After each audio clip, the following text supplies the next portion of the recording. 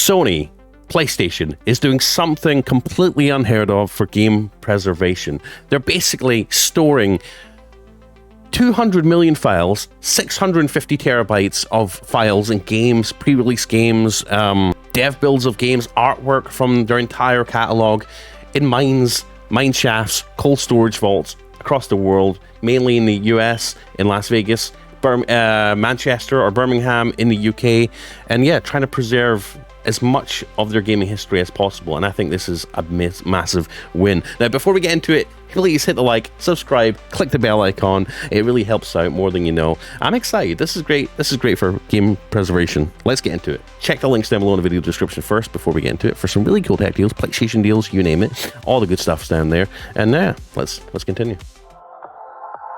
Let's go.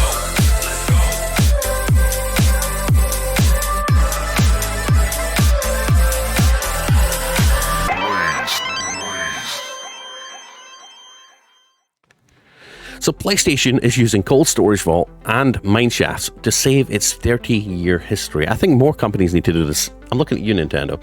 200 million files, 650 terabytes have been preserved so far. At this year's Game Developers Conference, a senior build engineer at PlayStation named Garrett Fredley gave a talk entitled "Preserving the Past for the Future: A PlayStation Case Study." The talk, which has been since written up by Games Radar staff who were in attendance, centered on the problem of how you go about preservation if you have over 30 years of history to capture, record, and archive. And the solution sounds like something out of an old science fiction novel or an Indiana Jones film.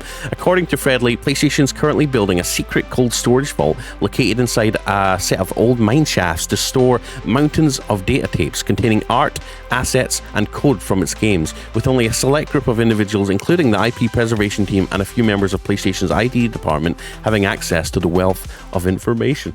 Now, how it works, as explained by Fredley, is that the company has two staging vaults located in Las Vegas, here in the US, and Liverpool over in England.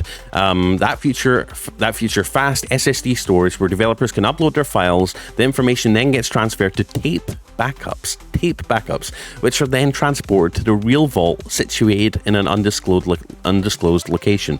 As Fredley revealed in his talk, over 200 million files and roughly 650 terabytes of data, thanks GameFile, have so far been preserved from PlayStation's history. As part of this initiative, including everything from the latest PS5 builds to old PS1 games such as 1994's Ark the Lad, and here's a post from Stefan Totilo. A tiny team at PlayStation has preserved over 650 terabytes and counting, and there's going to be even more than that, of PlayStation Studios game making history. Release and pre-release builds of games, documentation, art, team photos, you name it. In a GDC talk about how it ended with a terrific revelation. And here's the image that they shared: PlayStation Studios IP preservation, the staging vaults. So Las Vegas in the US, Blue Point, Insomniac Games, Haven here in over in Liverpool, England. They've got PlayStation Studios and Polyphony are obviously going to be stored in the Las Vegas vault, and over in Liverpool in the UK, Housemarque and Guerrilla Games is going to be getting stored there. So yeah, this is crazy. It's a good thing, but it's also kind of crazy. Let me know what your thoughts are in the comments. I think this is basically for the PlayStation 20, so they can still have it run PlayStation 1 games. Just God forbid anything happens in the world, between then and now and then. Like I was thinking, if anything, touch wood, happens in the US, at least there's going to be a storage base. If everything goes to hell here, at least they've got a base in the UK. But hell, if we're basically screwed as far as PlayStation games are concerned, or preserving it, if both the US and the UK get hit by anything. Touch wood, right? I'm not saying that's going to happen, but right now it's not exactly clear what plans, if any, PlayStation has for all this material, besides obviously ensuring its survival. Obviously, they're probably, look at Nintendo, for example, how many decades of games and stuff that they have.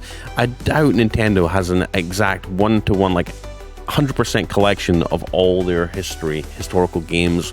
I doubt they're stocking. I doubt they've got 2,000 Game Boys sitting there, Game Boy hardware, brand new inbox Game Boys in some sort of storage facility somewhere just to preserve them, right? So it's good that they're doing this. I think other companies like Nintendo, like Xbox, have to do this as well, because preservation is important, right?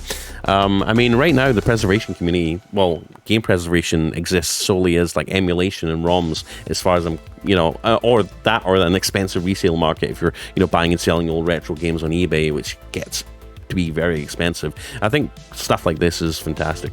Fredley also stated it's probably always going to remain an internal service and internal material, and it sadly isn't up to the preservation team to decide to make it publicly available. Nevertheless, maybe there's hope that one day we'll see some of this rescued material find its way into the future remasters and collections, now that there's more awareness that there's a team working hard on making sure this material is safe and protected. I think that's really awesome. Let me know what your thoughts are in the comments. Please like, subscribe, click the bell icon if you like this video, and love knowing that Sony's got a team dedicated to preserving all their first party stuff. I think that's absolutely amazing. And yeah, please, I'll see you in the next video. Check the links down below in the video description. I'm Blaze2K. I'll see you in the next PlayStation, gaming, hardware, Nintendo tech video. I'll see you soon. Peace. Thanks for supporting, guys. Love you.